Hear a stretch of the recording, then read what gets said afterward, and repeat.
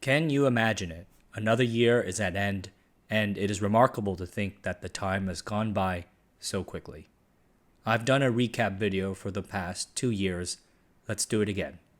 In today's video, I want to reflect on 2024 and the state of the channel, and I'm actually still working, but a few minutes just to reflect. I have a few personal favorites this year that I want to share with you, so let us begin with that. My favorite video to make in 2024 was that of the Nisei interpreters during World War II.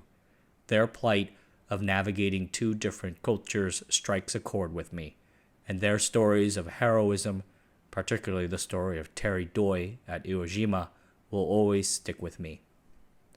Second is the story of Texas Instruments.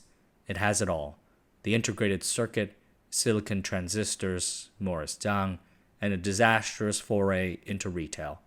I find myself going back to a few stories from time to time and rereading them for enjoyment. This one I come back to a lot. Third is the story of A-Niche, the semiconductor maker in Serbia, augmented with thoughts and image records from the son of a former worker there. I found it an extraordinary insight into the Yugoslavian economy. Fourth is my video about how a CVD diamond is made. I came across the company during a visit to a startup fair in Taipei, and I asked if they'd be interested in letting me do a video about them, and amazingly enough, they were. And that is how I found myself in a small village outside Taichung, handling diamonds that might cost tens of thousands of dollars on the market. Lab diamonds are the future, enough said. Fifth is my video on RF filters, a miraculous piece of technology that helped create the AI giant now known as Avago/Broadcom. I want to thank the anonymous viewer in Denver who spent the time to walk me through it in a call. In recent videos, I've been augmenting the research with conversations with key people. These might be experts in a field, researchers talking about their life's work, or participants in a historical event.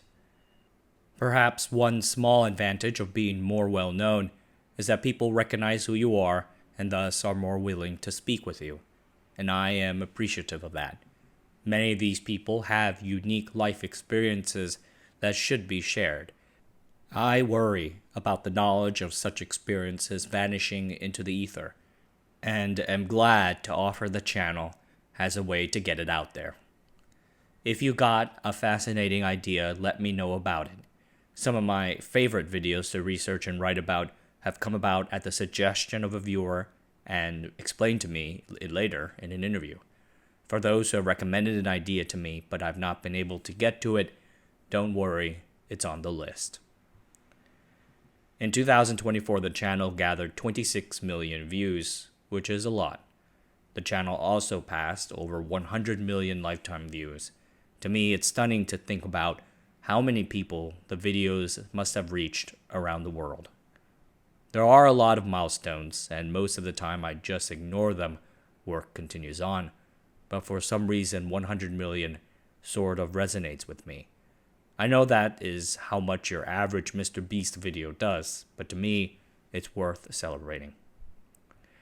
I did a lot of traveling this year.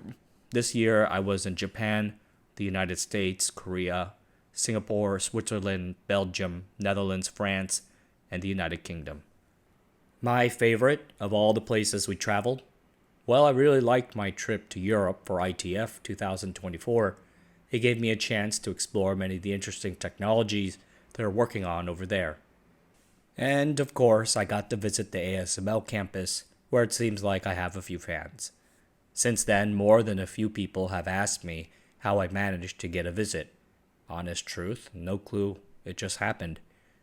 The trip also let me bring back like 2 bags of cheese to Taiwan. I've since eaten all that cheese, so I'll just have to go back. The top 3 performing videos this year were, number 1, why is Japan so weak in software? This topic had been suggested to me by a friend in Japan during a visit. I thought it would be fun, but ended up struggling with it a great deal for several months thereafter. Did I really answer the question? I don't know. I'm sure there are plenty of YouTube commenters who claim I did not, but I gave it the best try that I could. The resulting video was a fascinating exercise, and I want to do more of these in the future. Number 2, the rise and the fall of the Cray supercomputer. The idea had been suggested to me in a few reader emails, but it was a trip to the Computer History Museum that convinced me that I had to do it. I travel a lot around Taiwan for family reasons, so I remember many of these videos by where I was when I made them. I distinctly remember working on the Cray video in Kaohsiung, Taipei, and Taichung, a whole variety of places. I've wanted to do a video about the rise of Japanese supercomputers and how they affected Cray in the marketplace. Still might do it, but after doing that video, I was all supercomputered out. Third, the birth, boom, and bust of the hard disk drive. I worked on this video throughout my travels in the United States and Japan. When I uploaded it, I clearly remember wondering if I had done the topic justice and whether it might be of interest to viewers. As a guy who bought bunches of these HDDs back in the day, learning about them was fascinating to me.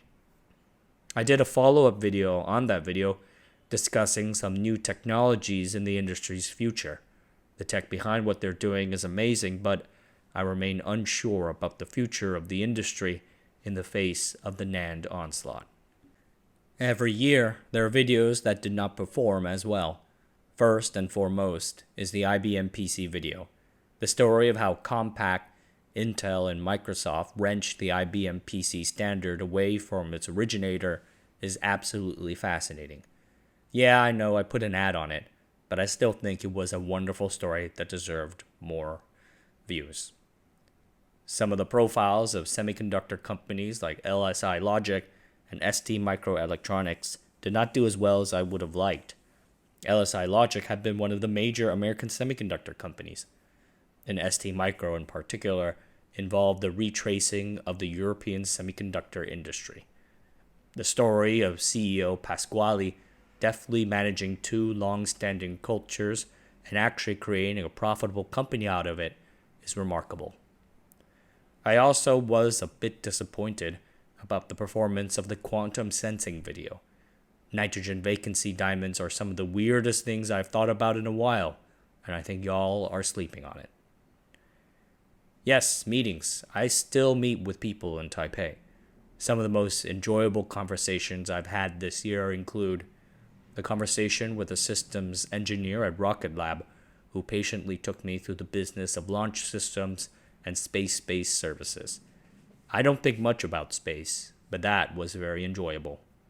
I enjoyed a conversation with the NVIDIA engineer working in Vision AI, a kind soul who was open about what it was like to work there. There was a chat with a few students from Yale who asked a bunch of very detailed questions about Taiwan and the Taiwanese semiconductor ecosystem. I think we talked for 4 hours. And the various members of the semiconductor industry who took time out of their busy days to talk to me about what they are doing in their part of the world. Every day, these guys work magic. For at least 2025, I'll be in Taiwan and the US for work, and will try to meet with people as I can. With the way things are now, and recent events, I think it is important that people come here and see what Taiwan is like for themselves. So what does 2025 hold in store for the channel? There remains a whole lot of interesting things to be talking about in chips and semiconductors, and I think I will still cover those stories in the future. But on the other hand, I feel like I'm getting a bit too heavy into the semiconductors. And while there are plenty of comments out there who say that when I wander away from semiconductor topics, it's not as good, diversity keeps me fresh and happy. Personally, running the channel is still exhausting. More than a few times in 2024, I found myself uploading later than midnight and then immediately prepping the next video. I wish I had more time. But the YouTube game is such that if you're not constantly posting, then people are watching someone else. I get it. That's the life we sign up for. I still love doing this, As always, working on this channel is the privilege of my life, and I look forward to having more stuff for you guys in 2025. All right, everyone, that's it for tonight. Thanks for watching. Sign up for I don't know. You guys have a good evening, and I'll see you guys next time.